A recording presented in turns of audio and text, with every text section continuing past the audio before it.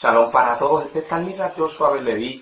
En esta corta audioconferencia voy a tratar de dar contestación a una pregunta que me ha hecho un suscriptor de la ciudad de Melilla, la ciudad española que se encuentra en la costa marroquí. Y el suscriptor me dice, me hace la siguiente pregunta. Me dice: Shalom Rabino, le escribo nuevamente desde España para ver si me contesta la siguiente pregunta. Es lo siguiente, verá.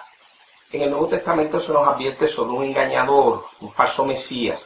En el Islam se nos advierte que este personaje ha de engañar a muchos. El Nuevo Testamento pone mucho énfasis en que los fariseos no creyeron y dudaron las palabras de Jesús. ¿Cómo podríamos entender esto? Si los fariseos eran hombres justos y temerosos del Eterno, pero no creyeron en las palabras de Jesús por temor a lo nuevo, ¿podría pasar esto mismo a los creyentes hoy en día si viniese un enviado del misericordioso? ¿Cómo distinguir al falso del verdadero? Según el Nuevo Testamento habrá muchas señales, pero en los hadices de la tradición islámica se nos dice que nos alejemos de esa persona porque aun siendo creyentes firmes, caeremos en su engaño. ¿Cuál es su opinión? ¿Qué le recomendaría a cristianos y musulmanes? ¿Que sigan aquello que está escrito en sus respectivos libros? ¿O que sigan lo que es evidente si ellos interpretan que es un enviado del Eterno? Gracias de antemano y bendiciones desde España. Shalom. Mi estimado hermano, gracias por hacer esta pregunta y aclarando siempre que lo que le voy a decir, lo que voy a contestar es mi humilde opinión, no representa necesariamente la postura oficial de ninguna rama del judaísmo normativo. Mire, cuando examinamos de forma honesta y objetiva cuál es el mensaje que con respecto a este asunto nos da la Torá, encontraremos que la respuesta reta lo que normalmente dicta la sabiduría popular. Y es que esperaríamos hallar una respuesta absoluta, un sí o un no, un seguir la verdad y un rechazar la mentira. Pero eso no es lo que enseña la Torá. Una persona puede, al igual que Balaam, traer un mensaje inspirado, y no necesariamente por ello es digna de ser apoyada, de ser seguida. Pero al otro lado una persona puede hablar mentira, tal como lo hicieron las dos parteras egipcias, y sin embargo ser dignas de alabanza. Curiosamente la tradición judía afirma esto cuando postula que es mejor un mal con una buena intención que un bien que tiene una mala intención. Es como si Dios nos quisiera enseñar que lo que importa no es tener la teología ni la información correcta. Lo que importa es hacer lo correcto con la información que tenemos a la mano. Sea esta información correcta o no. ¿Qué es hacer lo correcto? Mire, hacer lo correcto es hacer con los demás de la manera que nos gustaría que hiciesen con nosotros. Un ejemplo interesante de esto son los hijos de Recab, a quienes el profeta Jeremías reunió para luego ordenarles que tomaran del vino que se les había servido. Aunque los sabios de Israel enseñaban que había que obedecer en todo a los profetas, los hijos de Recab se negaron a obedecer a Jeremías, pues entendían que era más importante honrar y obedecer a su difunto padre Recab, quien les había hecho prometer que nunca tomarían vino. Esta verdad no se limita a las escrituras hebreas. Hay un relato cristiano que se encuentra en el libro de los Hechos, capítulo 16, versos 16 al 19. Allí se nos dice que mientras se dirigían a la oración, el apóstol Pablo y sus compañeros se encontraron con una joven esclava que podía adivinar el futuro. La joven proclamaba en alta voz lo siguiente: estos hombres son siervos del Altísimo que os anuncian el camino de salvación. Esta joven continuó haciendo esto durante mucho tiempo, hasta que Pablo un día decide reprender al espíritu que moraba en la joven. De ahí en adelante los amos no pudieron seguir obteniendo ganancia alguna de los dones de la jovencita. Note que desde la perspectiva cristiana, todo lo que la joven decía era verdad. ¿Por qué entonces se molestó Pablo? Bueno, porque la verdad que la joven proclamaba estaba siendo utilizada por sus amos de forma mezquina y deshonesta.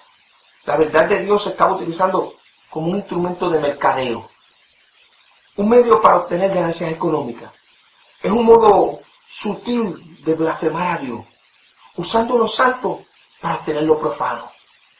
Pero hay algo mucho más importante. La pobre joven estaba siendo deshumanizada. Jamás podría albergar esperanza alguna de liberación mientras sus amos tuviesen la oportunidad de continuar utilizándola como un instrumento para satisfacer su avaricia. En fin, que el rechazo al materialismo que deshumanizaba a la pobre joven era más importante que si lo que la joven decía era palabra de Dios o no. Note cuál es el mensaje, nuevamente. ¿Cuál es el mensaje que se nos está dando? Que el propósito de la teología y la religión no es tener la verdad. No es una finalidad tener la teología correcta. No. El propósito de tanto la religión como la teología es inculcar en nosotros la actitud correcta, de humanizarnos. El que imitemos la ética, la moral, el amor y la misericordia que Dios mismo modela en la Escritura. Y aquí es que procedo a contestar la parte de su pregunta que hace referencia a Jesús de Nazaret, la paz y la bendición. Sean con él. Verá, hace 2000 años el judaísmo estaba dividido en dos vertientes ideológicas. La escuela de Hillel y la escuela de Shammai. La escuela de Hillel esbozaba la misma perspectiva que acabo de mencionar. Era la que resumía la Torá diciendo, lo que es odioso para ti, no lo hagas tú a tu prójimo. Es decir, Hillel entendía que la teología no era una finalidad, sino un medio para llegar a la meta, que era vivir una vida ética y moral, como ya he comentado. Pero la escuela de Shammai era la de quien creía que la teología sí era una finalidad en sí misma. Era la escuela de quien lo resolvía todo a palo, quien veía la revelación divina como algo escrito en piedra muerta, de quien ve a Dios como un tirano que demanda ciega fidelidad. Claro, el reduccionismo de la escuela de Shammai era atractivo para todo aquel cuya visión de Dios era también una reduccionista. Desafortunadamente, la escuela de Shammai fue la que terminó imponiéndose en el judaísmo. Y fue por eso que vemos a los fariseos no tanto interesados en las consecuencias morales y éticas de las enseñanzas atribuidas al Nazareno, sino en cuán teológicamente precisas eran esas enseñanzas. En un análisis ponderado, habría que decir que si fue cierto o no que Jesús de Nazaret, la paz y la bendición sean con él, fue Dios encarnado, en realidad no importa. Si fue o no Jesús una realidad histórica, si fue o no Jesús el Mesías esperado por los fariseos, si murió o no Jesús por nuestros pecados, nada de esto en realidad no importa.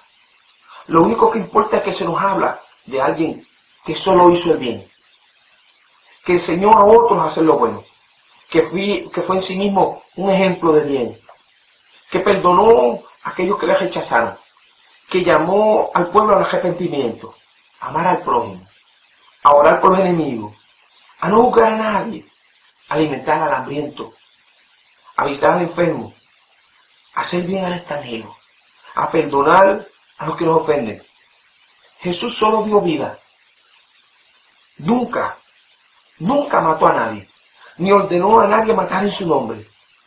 Así, la escuela más pura del judaísmo, la escuela de Hillel, habría concluido que Jesús fue un gran maestro, un gran ejemplo a seguir, independientemente de si su teología era correcta o no.